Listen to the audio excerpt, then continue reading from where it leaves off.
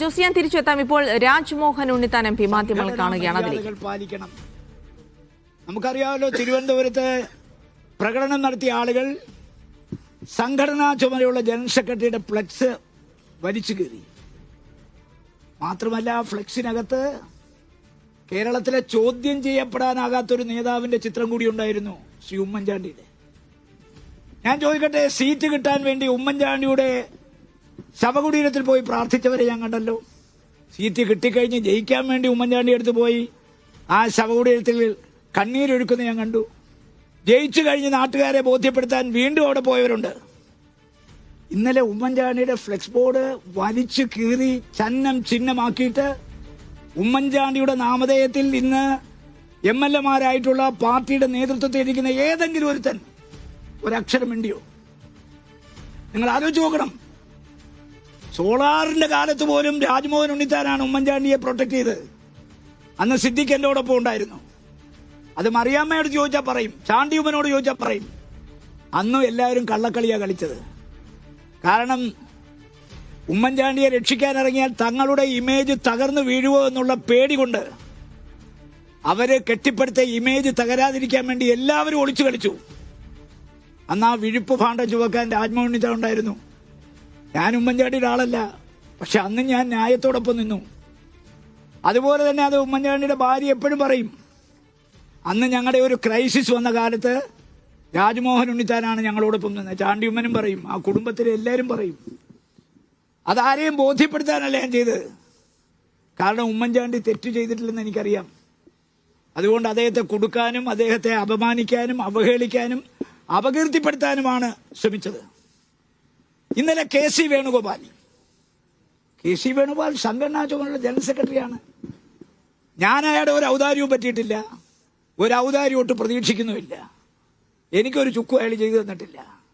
പക്ഷെ അയാൾ കോൺഗ്രസിന്റെ സംഘടനാ ചുമതല വഹിക്കുന്ന ജനറൽ സെക്രട്ടറി അല്ലേ? അയാളെ നമുക്ക് എഴുതി തള്ളാൻ പറ്റൂ? VD സതീശനോ അല്ലെങ്കിൽ രമേശ് ചെന്നിത്തലയ്ക്കോ അനുകൂലമായി ജാഥ നടത്താൻ അവകാശത്തെ ഒന്നും ആരും ചോദ്യം ചെയ്യുന്നില്ല. പക്ഷെ പിണറായി വിജയന്റെ ഫ്ലെക്സ് അല്ല നിങ്ങൾ വലിച്ചു കീറിയത്. നിങ്ങൾ വലിച്ചു കീറിയ ഗോവിന്ദൻ മാസ്റ്റർ ഫ്ലെക്സ് അല്ല.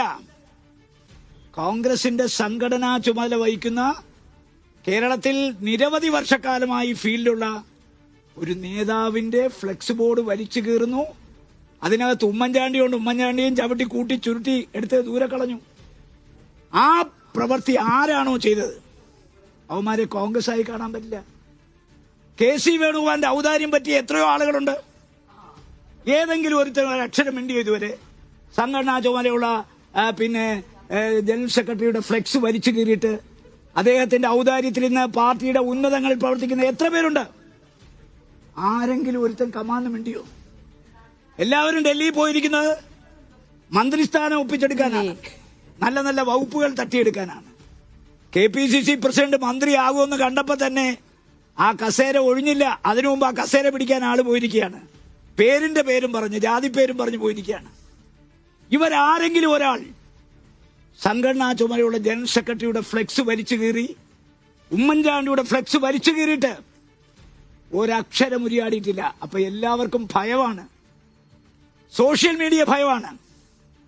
നാളെ എന്തെങ്കിലും പ്രതികരിച്ചാൽ പൊങ്കാല ഇടുമോ എന്നുള്ള ഭയമാണ്. അപ്പൊ ആ പൊങ്കാലയെ ഭയപ്പെടാത്ത ഒരാളാണ് ഞാൻ. എല്ലാ കാര്യവും ഞാൻ സത്യം പറയുന്ന ഒരാളാണ്. അതുകൊണ്ട് നമുക്ക് ഈ വിവാദമൊക്കെ കെട്ടടങ്ങും. നമുക്കറിയാം, എത്രയോ തവണ നമ്മൾ ഈ വിവാദം കണ്ടിട്ടുള്ളതാണ്. ഹൈക്കമാൻഡ് ഒരു തീരുമാനമെടുത്ത് ഒരു മുഖ്യമന്ത്രി സ്ഥാനാർത്ഥി അല്ലെങ്കിൽ പാർലമെന്ററി പാർട്ടി നേതാവിനെ പ്രഖ്യാപിച്ചു കഴിഞ്ഞാൽ പിന്നെ ഈ കേരളത്തിൽ ഒരു അപശബ്ദം പോലും ഉണ്ടാവില്ല. 3-4 ദിവസം ആളുകളൊക്കെ തെരുവിലൊക്കെ ഇത് കാണിക്കുന്നതല്ലാതെ കോൺഗ്രസിനോട് കൂറും വിധേയത്വവും പ്രതിബദ്ധതയുമുള്ള ഒരാൾ പോലും ഹൈക്കമാൻഡ് തീരുമാനത്തിൽ പ്രതികരിക്കുമെന്ന് നിങ്ങൾ ആരും സ്വപ്നത്തിൽ വിചാരിക്കണ്ട.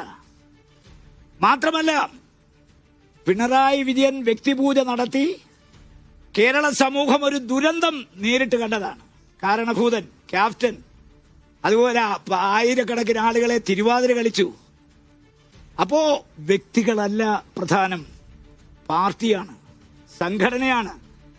ആ സംഘടനയ്ക്കകത്ത് പ്രവർത്തിക്കുന്നവരാണെങ്കിൽ ഈ തെരുവിലെ പ്രകടനം അവസാനിപ്പിക്കണം. PD സതീശനെ മുഖ്യമന്ത്രിയാക്കണമെന്ന് ഏത് എക്സ്റ്റെന്റ് വരെയും നിങ്ങൾക്ക് ആവശ്യപ്പെടാം. അതിലൊന്നും ഒരു കുഴപ്പമില്ല. അയാൾ ടീം UDF നയിച്ച ഒരാളാണ്. അയാൾക്ക് അതിനുള്ള യോഗ്യതയുണ്ട്. നിങ്ങൾക്ക് ആവശ്യപ്പെടാനുള്ള അർഹതയുണ്ട്.